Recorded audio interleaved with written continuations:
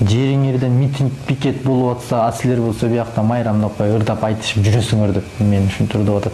Антип ырдаган сайын казактын элдери турат, сок талкала жайла депчи. Анан карасам элдин арасында бир да кыргыз көрүнбөйт да, мындайча айтканда. Өзүм ойлондум. Себеби дегенде жердин түбү болсо, Орал болсо, Россия менен чектешкен жер, каяктан кыргыз келмегиле.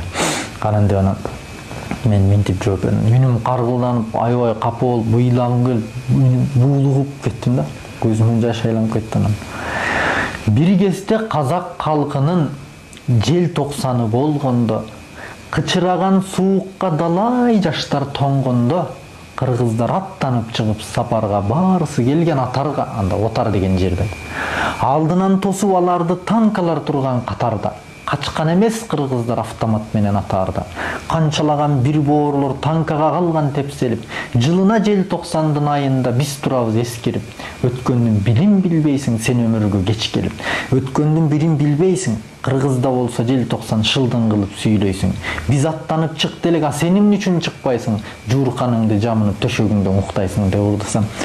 Чынын айтсам, айрым отурган адамдар ыйлашты.